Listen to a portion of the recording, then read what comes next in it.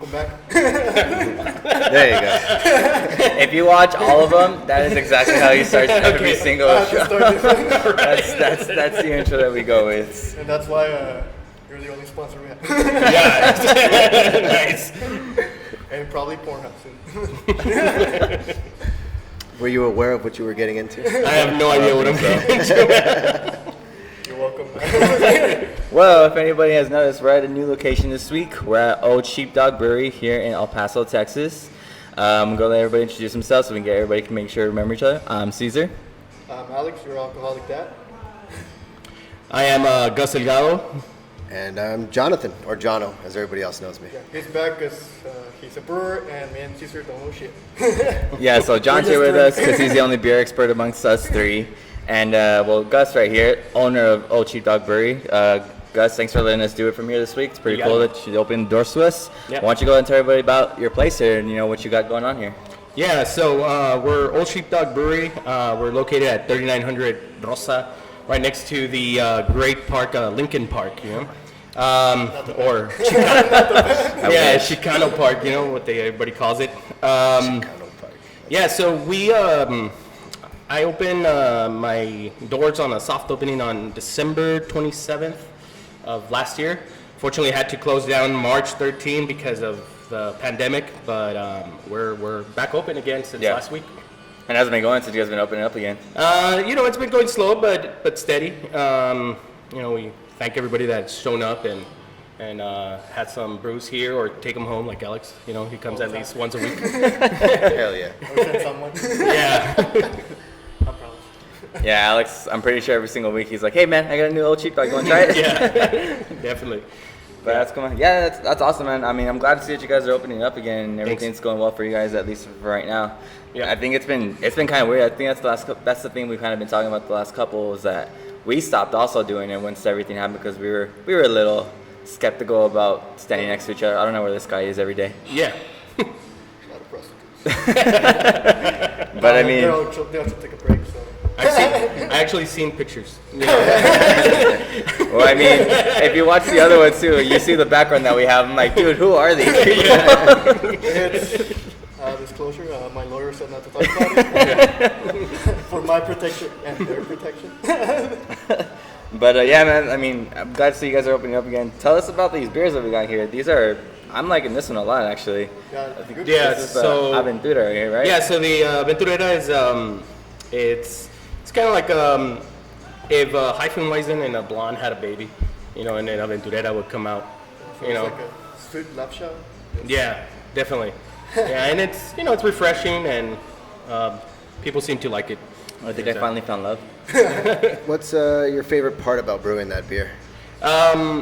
Favorite part about brewing that beer is that I made it my own, Yeah. How did you do so? How did you do that?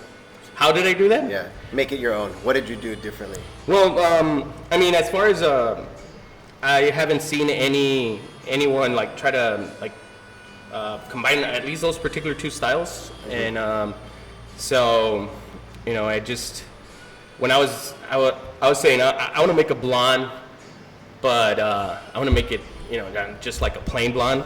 So I was like, hell yeah, let's just put some wheat in there, like a Hefeweizen, and it came out. Pretty cool. When you guys are brewing, would you say you have like your own style to brewing? Is there like a certain style that you kind of stick with that you find fits the best to whatever your beer you're making, whether it's a different flavor or whatever? I mean, I'm sure like each of you has like your own specific thing that makes yours different that you try and do across the board. Is there like a certain thing to? I mean, I guess I'm speaking like from musically, like from I think we play in bands and whatnot. I think we each know that we have our own different styles and what we like to do. Is that kind of the same thing when it comes to brewing? Do you think? I believe so. I believe everybody has their own little style as far as little tweaks that people have done a little bit different. From the brands that you use on grain to like even different temperatures, different ingredients, and I think everybody has their own little twist. So that way me and Jono could have the same recipe, and his beer is going to taste different from my beer. It's like being a chef, you know. He can give you the recipe, but it's how you do it. Yeah. You know. And then John also always does beer pandas, if I'm not mistaken. I what? You brew your beer with no pants? Like, That's right, no pants. I thought pandas. I was like, wait, what? Like, when did I get a hold of pandas? Like, you telling me you got a plug for pandas? What's this? Yeah, new sponsors pandas. New Netflix series, the Panda King coming out next year, 2021. That's because my other option is going to be poo bearing, but it's also a little too much. Yeah. He wears no pants. I wear no shirt, so it's That's yeah. how you do it. That's pretty much. Yeah, I think I could taste it a little bit. I mean, I like it. I would be very afraid of the third degree burn that I might get if there's a boil over or something. I'm scared. So a boil over is pretty much what happens when you add hops or something, but the pot just starts throwing out all the liquid. Right. Have you had anything like that? What's your scariest boil over moment? Macaroni and cheese. Yeah. Caldo de res. No, man. Yeah, I've had a couple of boilovers. I mean, that's something that you try to avoid because it's a big mess. Oh, of course, yeah. But yeah, it's I brew in a 1-barrel system, 40 gallons, you know, and when I'm cleaning up, because I try to not waste a lot of time, so when I'm cleaning up the mash tun, the boil kettle's next to it, and when I'm trying to pull it out so I could take out all the grain, you know, I've had a couple of scares on that. So So, like, how hot is that, like, at that temperature? it's like around like 202 to even up to even like 2. For the boilovers? Yeah. Yeah, so boiling here in El Paso, depending on where you're at, is typically about 202, 204. Yeah. So that's when you start seeing all that good stuff. And so it gets pretty hot. And then so your controls, your pumps, everything's like right underneath Right. that. The actual. What's happening, and so you're just like, wait. Yeah, definitely like moving those hoses, you know. The quick disconnects. The quick disconnects. Because Everyone's done that before. heat, yeah. It's like me fixing this. Exactly. Yeah. It just heats up and it's hard to fucking get off, but you start to not feel anymore. Yeah, it's kind of scary of that when you don't feel that. It's basically like. No pasa nada. Everybody else is burning themselves. Hey man, but it's helped with the tortillas at home, man. Yeah. Like, is it hot enough? I like that little kid in the video. Ay, las tortillas! See? So you're good at flipping tortillas. Yeah.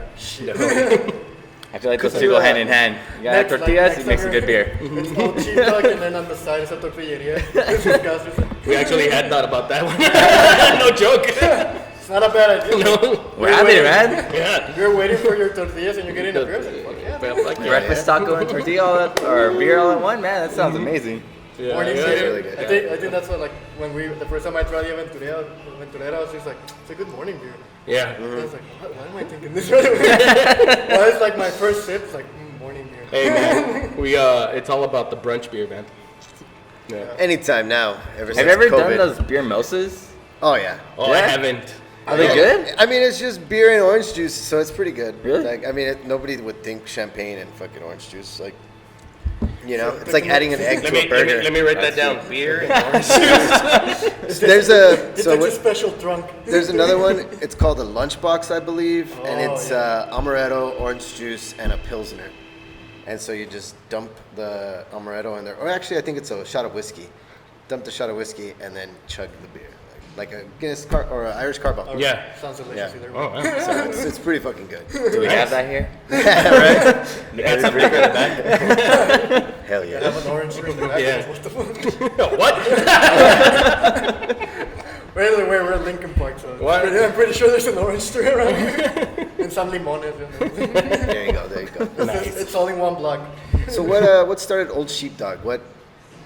So, I started homebrewing, a while back, and I just did it for fun. And like I've said it before, I mean, it's kind of like my alcoholism was getting too expensive, so I was just like, let's brew our own beer.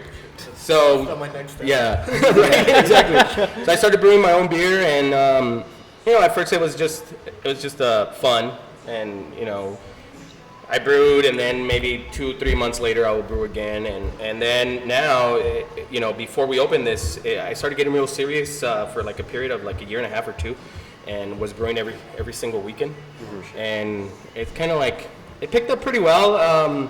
I mean, a lot of people were enjoying it, and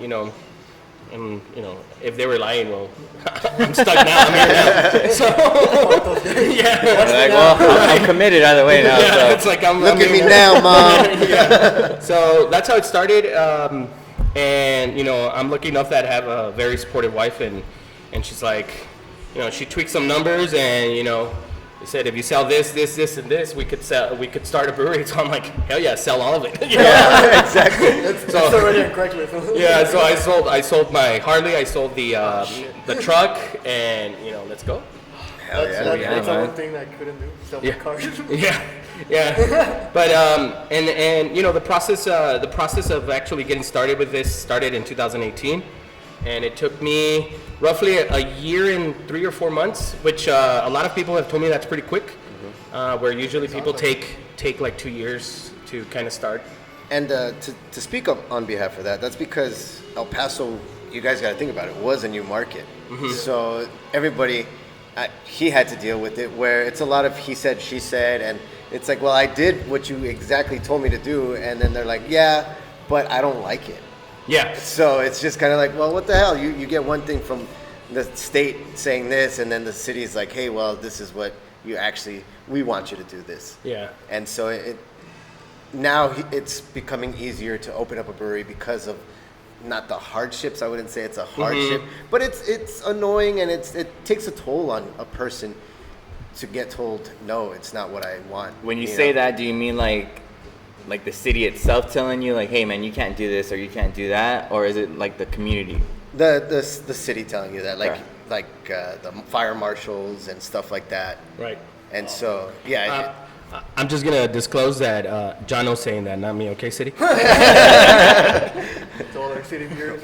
You'll deal with Put a me disclaimer later. on the bottom. John's, P.S. John's editors know John's Yeah. just talking shit. But it's tough. It does take a toll, and It does. Yeah, no, because you're expected to open, because you're like, okay, I did everything I'm supposed to, just to hear no. Yeah. And so. And unfortunately, it is, and there's a lot of misinformation, and some, depending on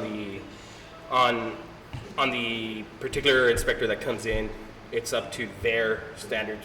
It's not a uniform standard, and unfortunately. I will say that, speaking from my experience in the business that I work in, I won't say what it is specifically, but I've dealt with that kind of thing with some people where it's like, amongst that level, I guess, of government, where they don't tend to really help you get through the process. They try and tell you what you need, but then when it's not exactly what you understood, they're like, nope, can't do it, sorry. Right. And instead of saying like, well, you know what, actually, this is what you need to do this, do that, do this, do that. Let's work through this, work through that. It's just kind of like, nope, that's not what I want. Yeah. And when I was dealing with that a couple times, I always thought the same thing. I was like, what the hell, man? Like, do you want this to happen for the community or not? Yeah. Like, they don't really see, I think, the positive outlook. It's more of like their own personal power that they have over you. Damn, what a context to talk about during this time. and that's how the podcast was. Yeah, no, and it was rough, but I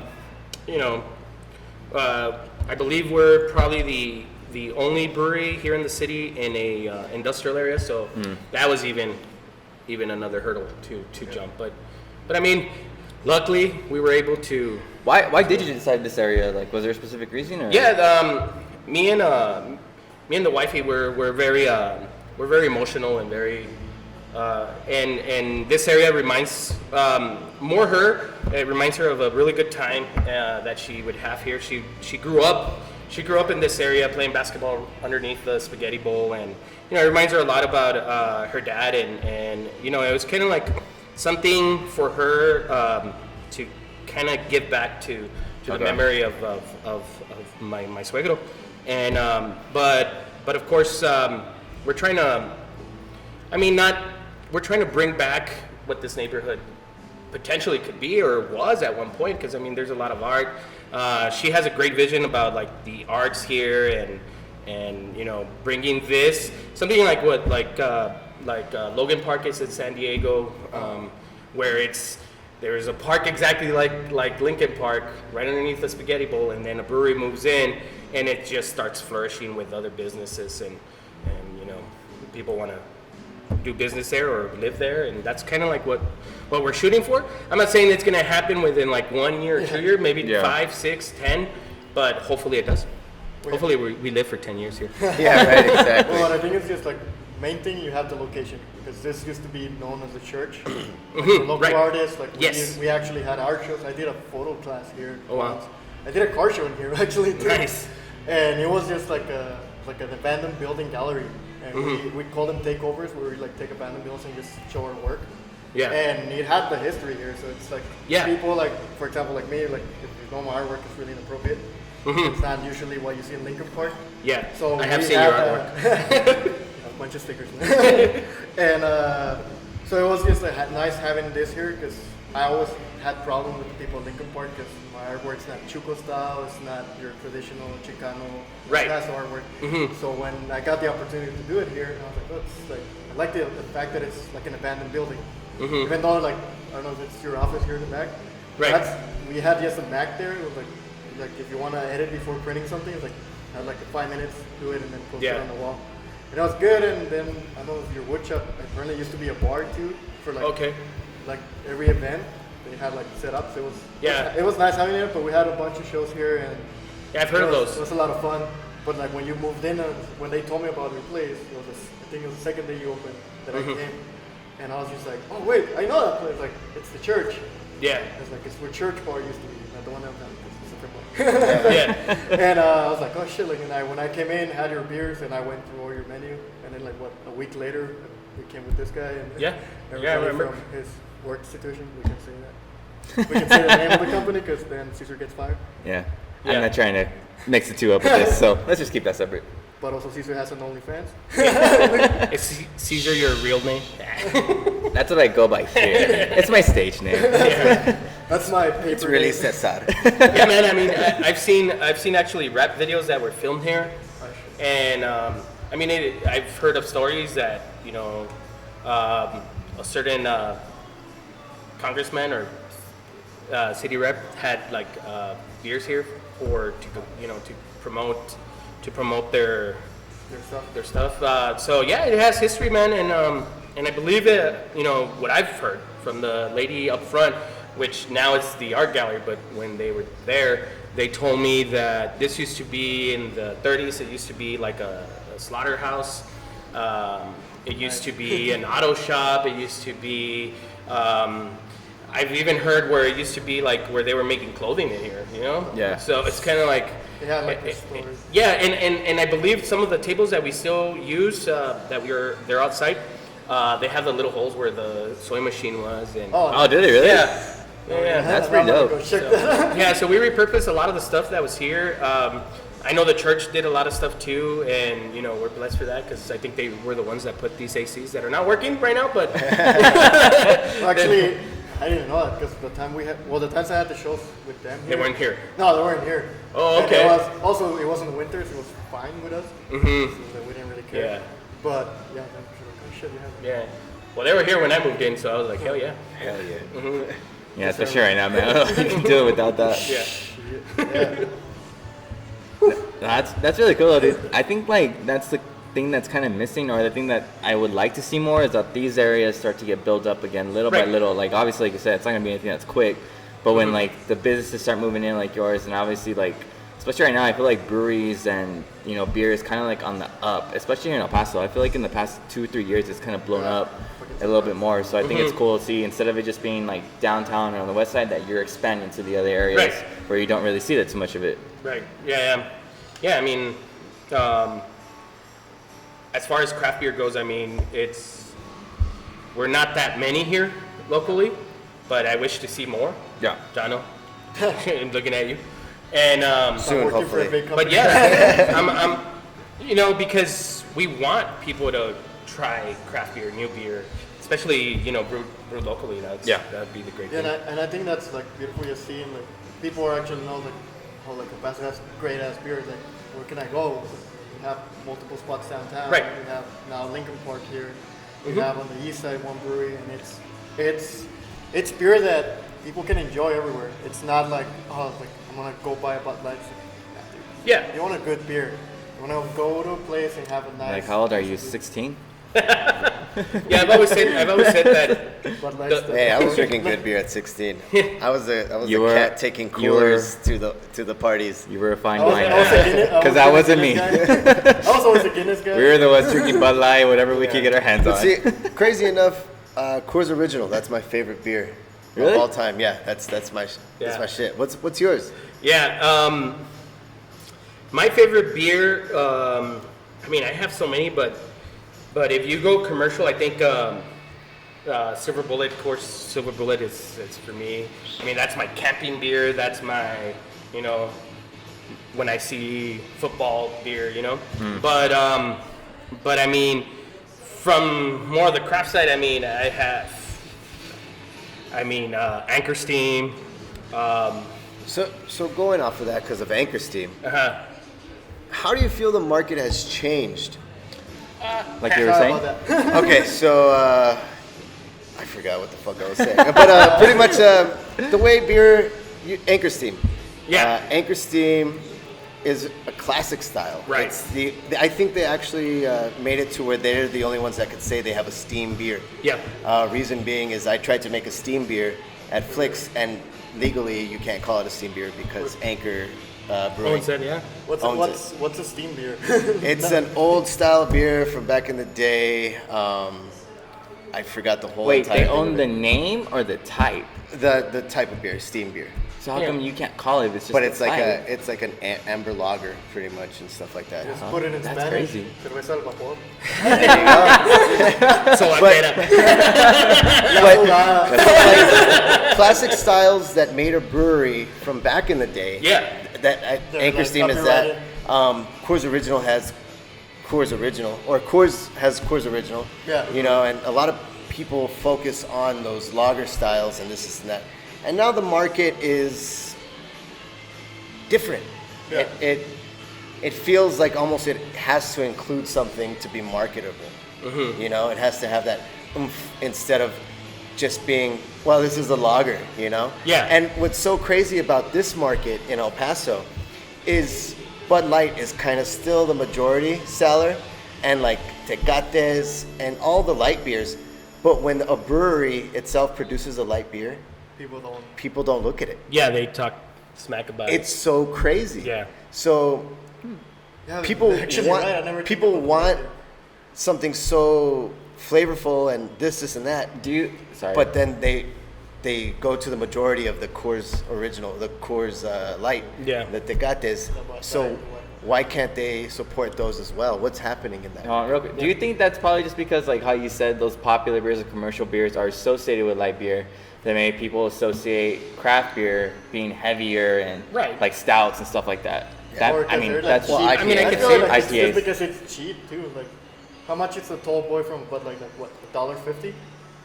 Yeah, like $2 to Yeah. them. So how much? But I mean, ultimately, I pay $3.50 at Hope and Anchor for a Coors Original, maybe $2.50 on a good day, and you could easily do that at a brewery. Oh yeah, yeah. That actually, I was because I had a moment last podcast where people were like telling me, why don't you go to Specs and buy a 4-pack of the Martin House and Michelada Right. beer? I was like, dude, I'd rather pay $10 at my friend's place at Craft and Social. I was like, then go to Specs and buy the same pack for $8. It's like, it's not just because Specs is a big company. Come on, it's a fucking commercial thing. Yeah. So I'd rather spend that extra money to help my buddy, a place that actually like go having a beer. So I feel it's the same thing at a brewery. It's like, why would I pay, as much as I love Guinness, which is like my favorite beer, that was my first beer, and I will always like have a Guinness if I have the opportunity. But I'd rather like come here and have a stuff that you make, or have something else, like try your pale ale, try your... Right. And it's like, it might be a little more, but it's so passive. Like, Yeah, I'd no. rather help the local, like, Support local, man. local, and then just Yep. make people grow. Like, make people understand that we're here making shit. Like as an illustrator or graphic designer, I feel like people, they always go like, oh, go to get a sticker from Fast Science Yeah. for them. And I was just like, well, yeah, but go to One Stop Print Shop, go to Cosmo, they do the same thing for cheaper, and they're local. Yeah. Or maybe pay that extra $1 and then just keep everybody coming up. Yep. And I think right now at this moment, it is a good time to be a local shop, and because a lot of people are thinking the same way that you're thinking. Yeah, you still have a lot of people like saying, like in my industry, you know, I go to this place and I could pay for a much commercial beer this much, you know, much lower price than what you're selling it for. But a lot of people don't think that, I mean, you're not just paying for the beer, you're paying for the art, you're paying for that particular person's, you know, craft, and plus, you're basically paying to buy, I mean, not just here, but in all the other, you know, now 5 breweries, but that you're paying for a beer that is brewed, you know, a few feet away from you. And for me, that is priceless, because you're getting the freshest beer, you're getting it, and for the most part, I mean, at least here with me, you're getting it for the most part served by even the same person that brewed it, you know. Yeah. Which for me, that's beautiful, and that's priceless. So regardless of if you're paying maybe $2 for something that has been brewed in another state, has been transported in trucks, maybe you're paying $2, but here you're paying $7, but you're getting it from that particular person, and for me that's great, and that's what's beautiful about breweries. And I do see that a lot of people that are not from that city, you know, as soon as they get here, I mean, I had an experience yesterday. They had just landed, and what did they do? They rent the car and they Googled breweries, and they showed up here. And that for me was great, because that's what a lot of people want. And I feel that sometimes El Paso doesn't see that, but other people do, like you guys, or you know, where, yeah, let's go try something local. Let's go and do this. Also, a lot of people, I think they're afraid of, like, they're so used to, like, oh, I like a Tecate, that's my beer. It's like, dude, like, but you can have something kind of the same level. To put in made locally. perspective, if everybody focused on just going local, the prices of beer would go down because of the influx of all the money that everybody's getting, because you are now supporting something, and you're receiving the benefits of your investment, essentially, because everybody in El Paso is going local at this moment, and in this time at least, and a lot of local places are thriving, some are not, but if everybody focused local, a lot of places could go or manage to go a little cheaper because they're seeing that benefit. You know, I guess to put it in a whole simple way, there's some pizza places that don't charge the side packets of chili peppers and stuff like that, and that's because they've kind of made it in a sense. And there's other places where you have to pay for that, and people get upset because they have to pay for those. But we don't, as a pizza maker place, you know, like a pizza place, you're not getting those for free. So why do they feel they should get them for free? And it's because they get it for free somewhere else. But that's because they have so much money. And if you essentially invest in a place, you'll see the benefits. So yeah, I mean, I think that's just something that a lot of people don't even really understand, like you're saying. And it's so crazy. They don't even know half of these places exist. Yeah, exactly. A lot of local places have to go 3, 4, 5 years. Even Hoppy Monk, people are still saying, "I didn't know you were here." Yeah, And it's on the main street, which is like right. We're looking at you, East Side. Now imagine me that I'm on like in a dead end, and you know, there's no drive. Well, I guess like around the time you first opened, the first time I came, that street right here was completely blocked off. Right. I think I drove by like 5 or 6. I was like, how the fuck am I supposed to get in there? And he texted me like, because I honestly, like, I can walk from my house to here, which is beautiful. Like, walking takes me like 15 minutes. In the car, like 2. Nice. But I'll be like, when he told me, it's like, oh, like, at first I didn't recognize the name, because it was like, the last time I left, second time I left here, I was like super drunk. I tried to order beers twice, and don't regret it, but just forgot where the name was. Right. This was in a 24-hour span to ABC. Not even. It was like 4 hours. He walked home. Oh yeah, fucking, oh my god. He is still alive. Somehow. I don't know, my doctor keeps saying like I should be dead like 5 years ago. Point is, when I see on that street, I was like, forget it. I'm just driving through it, whatever. Yeah, and then like, he's like I parked next to him. He's like, how do I get here? It's like, dude, like, it's just the street, like and I actually used to work at a warehouse right here, like on Frutas. So I was just like, just across the fucking like train tracks. Yep. I was like, oh yeah. Actually, a couple of my cars are there. I need to pick those up. Yeah, and that's why I'm saying it's like, I mean, it's hard to find us. To your thing, like a lot of people don't know about us and don't know about a lot of local businesses, and just stick to the the main chains, and it's. I think a lot of it has to deal with just people get too comfortable and they don't really want to expand, I guess, what they could be trying.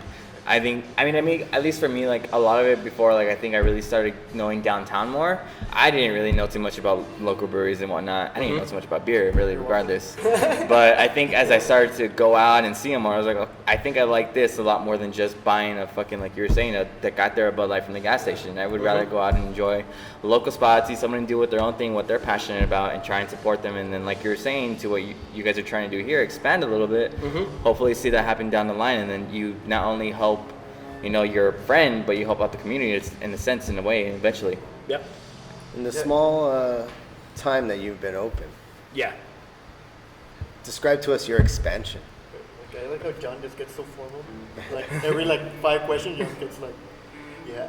Like, We're losing focus here. It gets sexy. Sorry, it's just like it gets sexy somehow. I gotta blur this now. Because I remember coming in and the plastic fermenters were the best thing you had, and then now, look at you, boy. Yeah. We'll do a video tour later. Yeah, I mean, we've been lucky enough that that we've had a good traffic where we had to expand, and it's crazy. I before I opened, I had talked to, so unfortunately, a brewery that's no longer open, Ode, and Albert had told me, be ready because you're gonna sell out.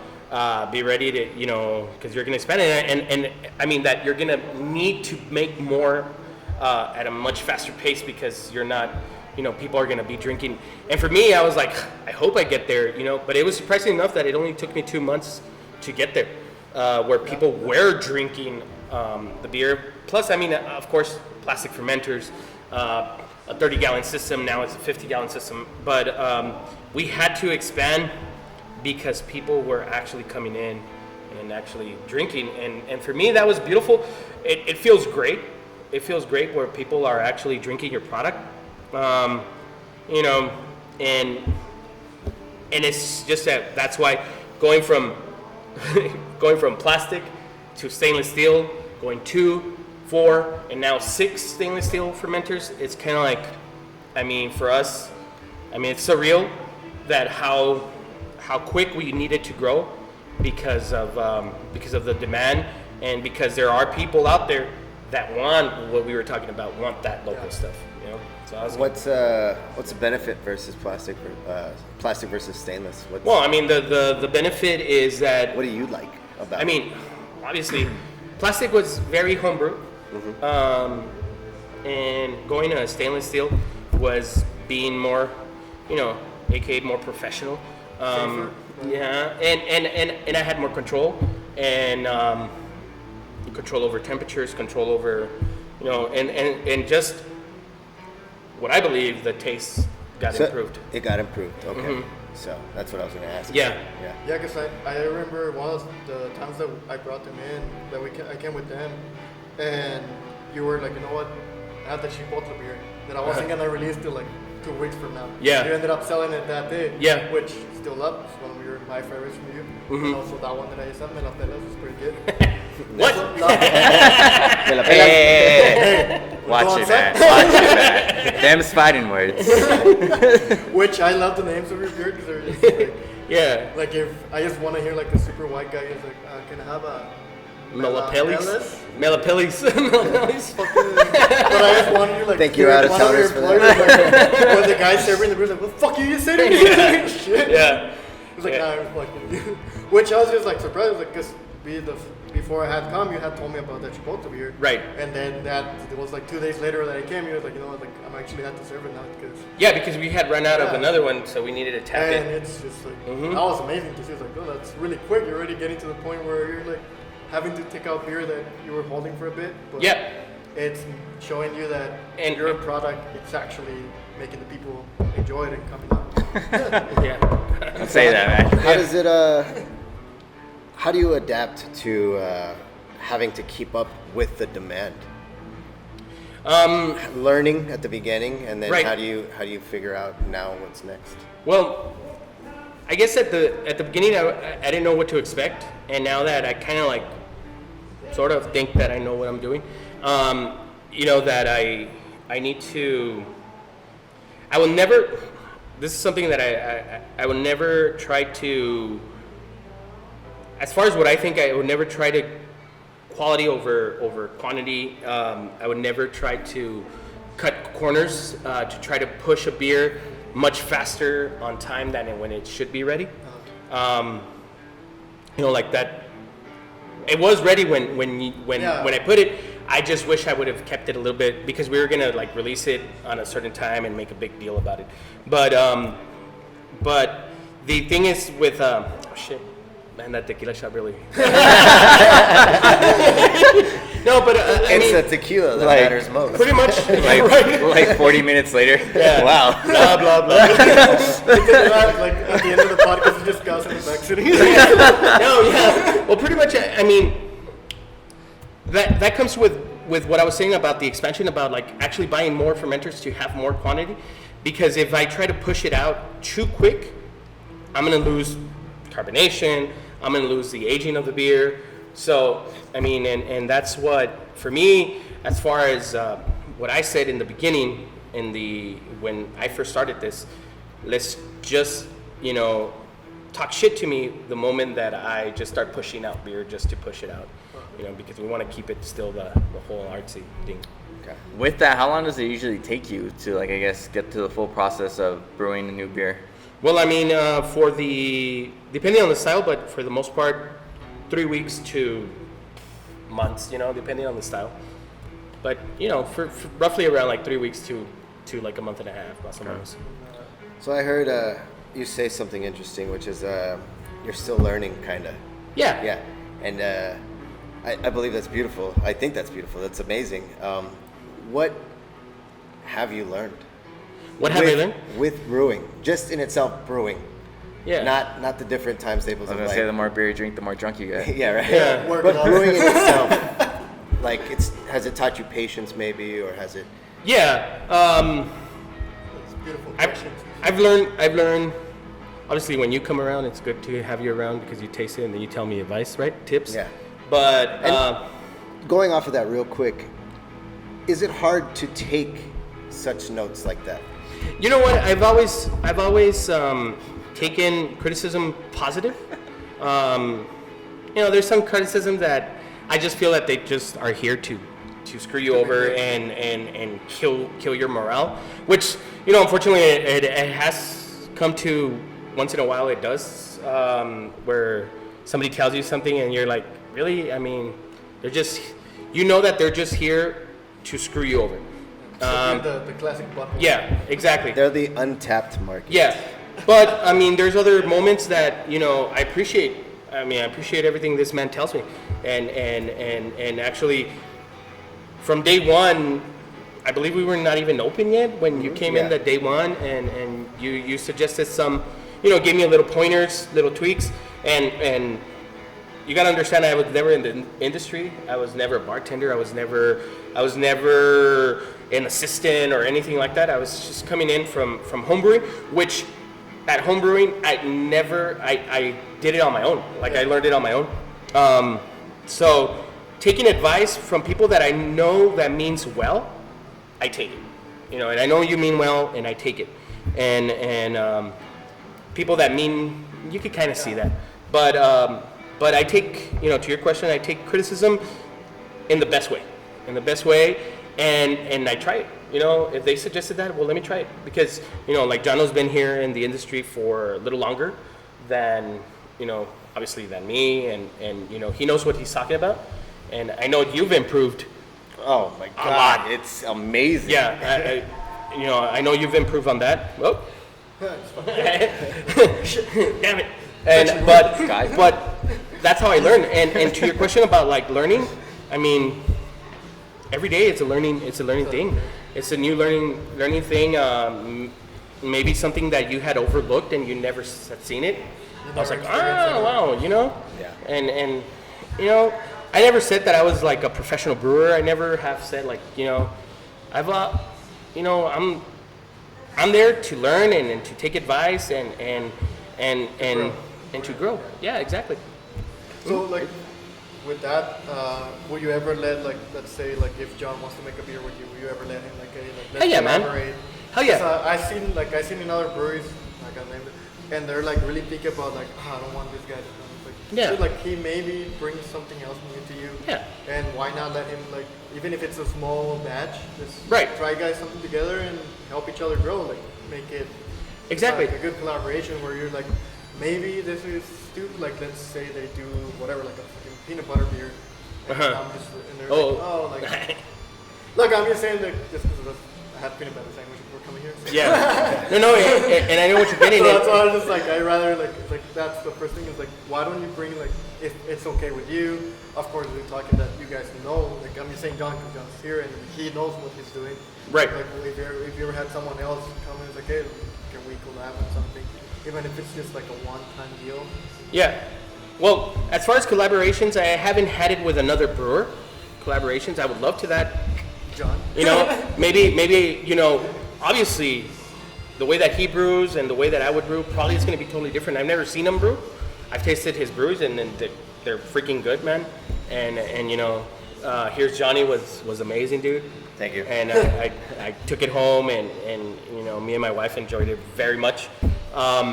But you know, I'm always open for that. If anybody wants to come in and brew, yeah. I mean, we just had.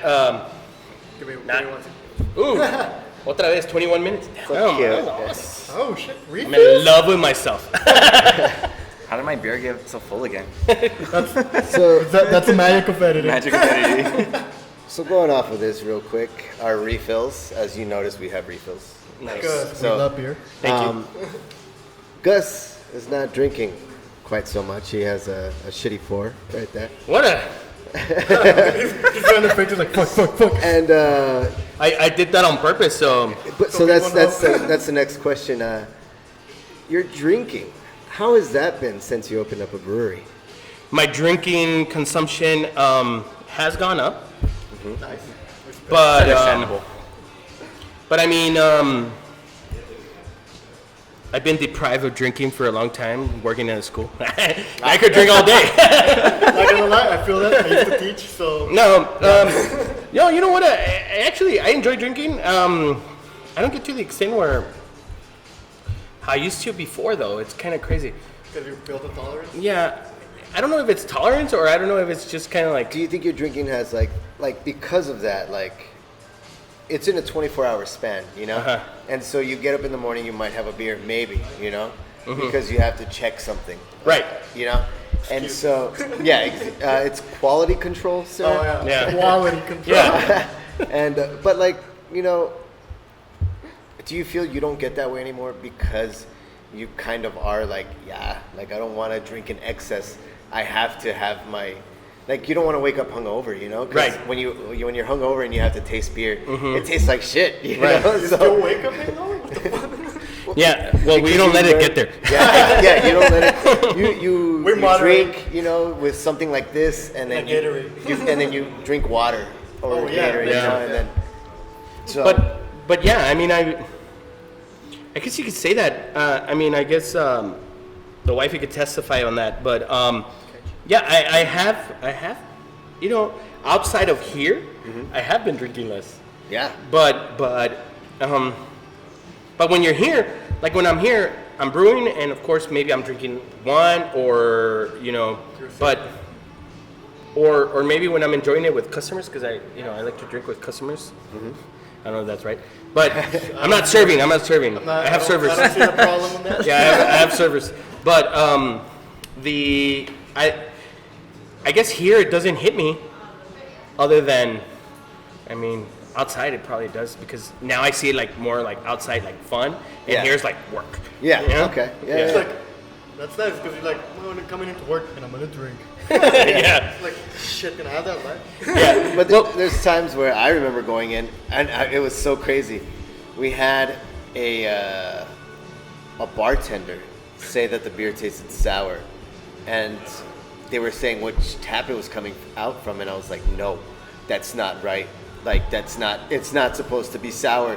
What the fuck is going on? Yeah. And then so like that was in my head, and I was the assistant brewer, and then my lead brewer like didn't say anything to me, and like in the morning when I showed up at 7 in the morning, I was already hungover, and he has like fucking 5 samples of one beer and then like 5 samples of another, and he's just like, taste this, and I'm like, yes sir.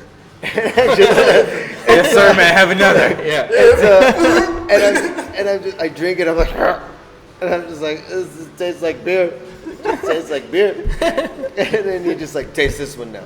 And he's like, taste this one now. And I'm just like, okay, master. He got back drunk. Like, you know what? Give me all the beer. And so I was just like drinking them, and it was 7 in the fucking morning, man. And I'm already having 10 samples of beer. Okay, I can't relate on that because I used to take pictures for a brewery here, and it's like, oh, like meet us at 6 a.m. Like, oh, cool. I get there, the first thing is like, you're gonna shotgun a beer with us.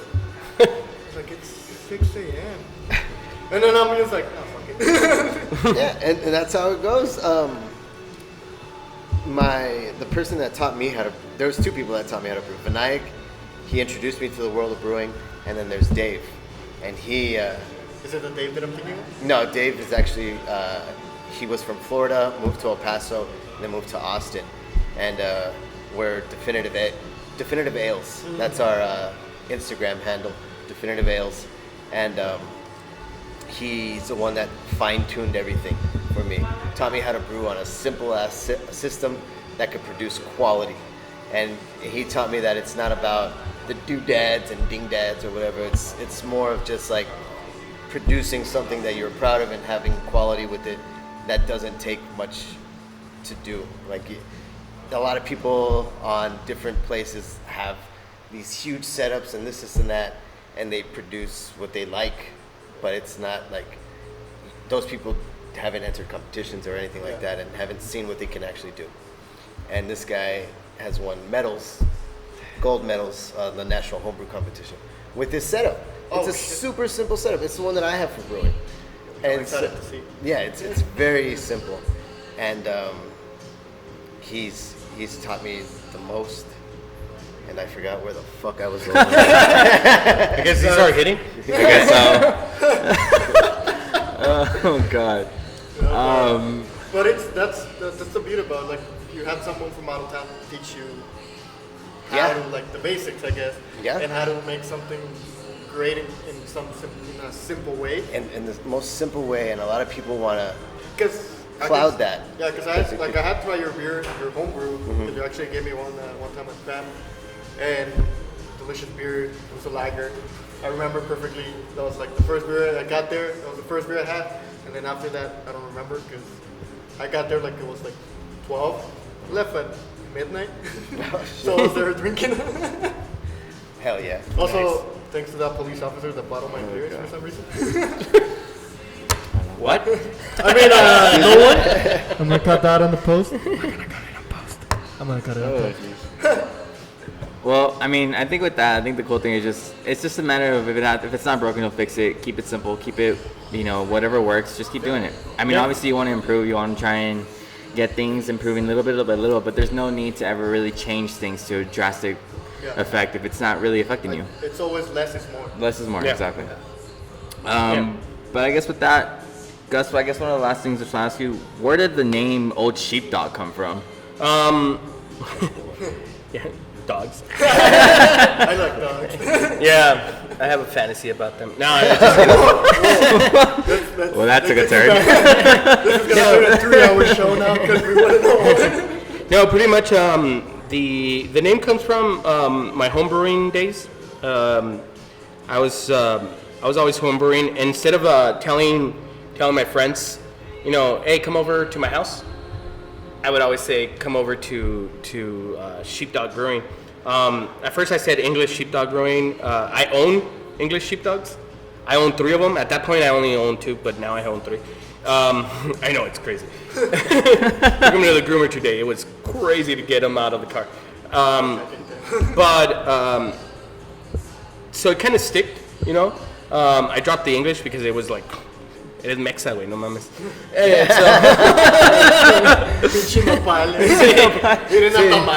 Yeah, so. Imagine it was Old English Sheepdog, and you just had those Old English fucking bottles. Yeah. 40 ounces. Yeah, man, that would be great.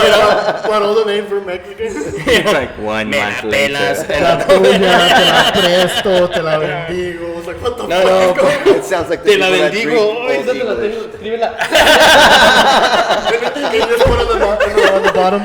Brought to you by Alcoholic Dad. Yeah, but yeah, pretty much. I mean, that's how the name started because of. I would always have my dogs when I was brewing. I would brew in the garage. I would brew in the patio, in the kitchen, but they were always there, man.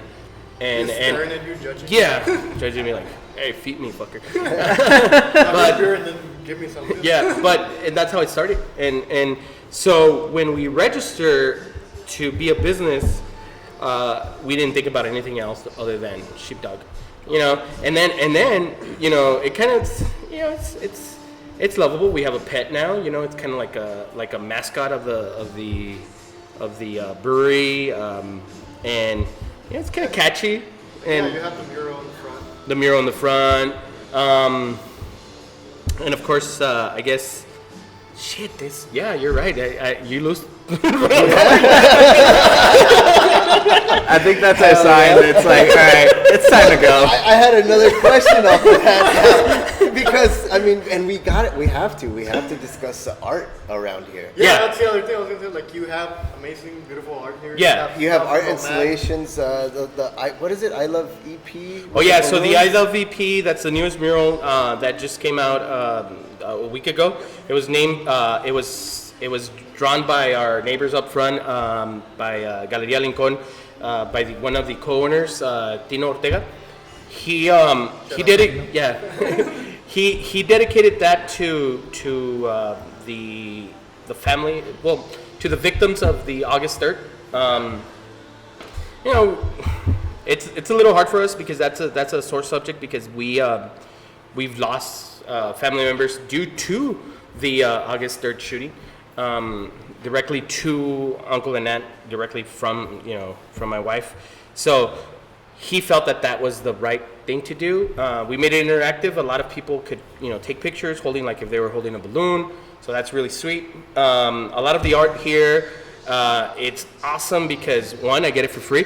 My man. It's always good. Yeah. So the artwork is, all you have to do is just, supply beer. Yeah. But Yes. this one that we're behind is, Juarez El Paso beer bringing it together. I've always felt that I'm originally from Juarez. My wife's from here. I always felt that it was one community, and that's what this is all about. That's why if you hear us, our slogan is beer en la frontera. Also, we're like really Yeah, close. yeah, beer from la frontera, cerveza del pueblo. I try to make easy drinking beers. I try to make beers that anybody could taste and say like, oh, it's good. So I have a lot of murals. I have another one that says "Culo el que se raje," which is the company motto, which is pretty much something that me and her would always tell each other. The day that we wanted to give up, back to the whole thing about the city giving us pushback. Culo si te rajas, culo si te rajas, culo si te Which rajas. he also takes me because I used to go to school in Juarez. And what does was, that translate the first to? thing I saw in the bathroom. Fuck! I was like, I'm thinking of piss in school. I was like, fuck! I don't have to like. Yeah, it's in the Russian. Puto. Yeah, but no, it translates to pretty much, asshole if you give up, Ah, okay. Don't fucking give up, and that was kind of like what we were saying. Don't give up, and we have murals that are from this author Phil that did his book on this day. It's called This Day, okay? So we have that mural. We have upcoming murals from really known artists, from Gabriel Gaitan, who pretty much didn't start the movement underneath the spaghetti bowl, but he's gonna do some. He kind of like brought it back because the one that started that movement were nuns at the Lincoln, place, the school. Yeah, which is closed and nobody wants to knock it down, and you know. Is that pink building right here? Yeah, that's I the used one to be. When I was little, I went to like a club rec there. It was like a summer rec program there. That's what I remember. I didn't even know it was Lincoln cool. Recreation I Center. used to go Yeah. there because I used to skate around. I always skate here, so it's just like there was a beautiful rail that we used to hit there. But now it's gone. But it was like you take down the rail, but not the fucking building. Yeah, so you know, which brings me back to the whole thing on why we're here. We're here because of the art, man.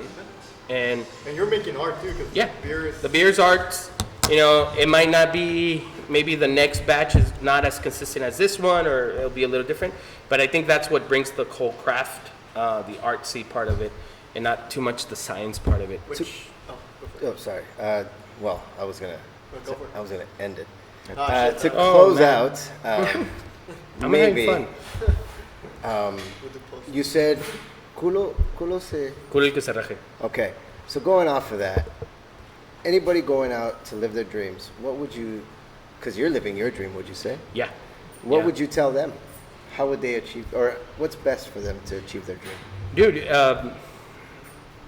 like you said, I mean, at one point this was just a dream. It was just an idea of like, oh, it'd be fun to own a brewery.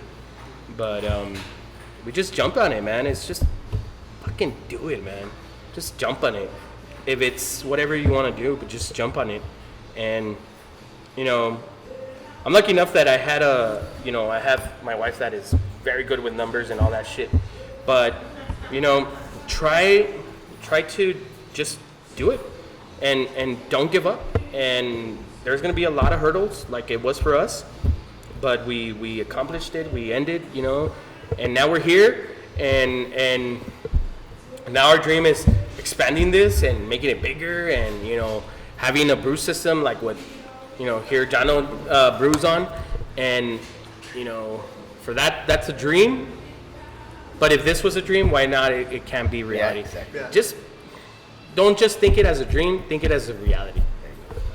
Cool. Well, Oh shit, that was good. Let me write it down. Think it as a reality. with those inspiring words, thanks Gus again for letting us come out here and do the podcast from here. Thanks. If you want to just kind of shout your guys, if you have an Instagram or anything, you want to shout yourselves out prior to us ending here.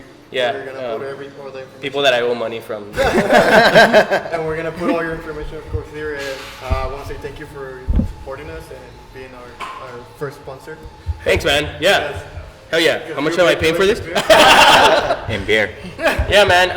Thanks a lot for coming over, and, you know, anybody that's listening to this, hearing this, viewing this, watching this, Come on you know, down.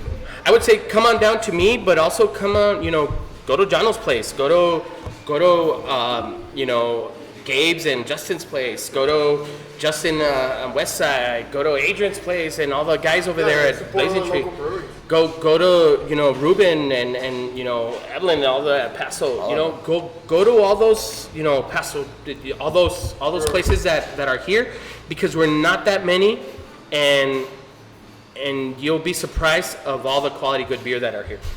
And that's the reason why we do this, because we want to like promote like local spots that we're actually go. Like it's not like we're not doing this because we're like, oh, like this sounds cool, like it's so cheap. Like we actually come here. Like you see me, like I said, like come here and buy beer. Yeah, I know that was But fucking it's just awesome. Like I want to support people that actually want to go to their place and have a drink or hang out with. Like me and John, we met because of Craft and Social, and he liked my work, so it's pretty badass. Right? Like his beer, so it's even better. But no, it's just like that's the reason we started all this. I always reiterate that it's like Cesar said last time. It's a lot of people say that there's nothing to do in El Paso, where your old guys are wrong. There's a lot of shit to do. Yeah. We have a lot of stuff that, like, we have a hockey team, we have a soccer team, we have a baseball team. Like, go support that. Go support your local spots. Go support your local restaurants. Go and see what's actually making El Paso great. Yeah. Because everybody's like, oh, Paso is small town. It's like, it's not. It's not. It's Yeah. something that's keep growing and something beautiful that's making, like we said, like you're making beautiful beer that we all enjoy, and we come here and actually have a good time. And there's other places do the same. There's restaurants that have great food and their local taste. And Yeah. So like, go and support them. Like, go and actually just make our town better. Yeah. That way. Beautiful words from the alcoholic dad. Makes me want to I'm gonna delete all that in post. cry. John, anything you want to say before we go? Nope. Nah, I'm chilling. I probably forget what I'm gonna say. Well, Like, we got here and he was already drinking. again, guys, thanks for having us. Thank you guys for watching. Keep subscribing, keep liking all our videos. We're going to keep trying to do this, like we said. We're trying to get back up and running after this whole COVID thing. Go around spot to spot, check everything out within the city. Follow everybody here. We'll put all their info on the bottom of the page. And we'll see you guys next time. Yeah, and don't forget to follow Cesar on his OnlyFans. There you go. That's the only way to go. Do you close out with that yell? I did it, but I didn't have to do it now. All right. Later.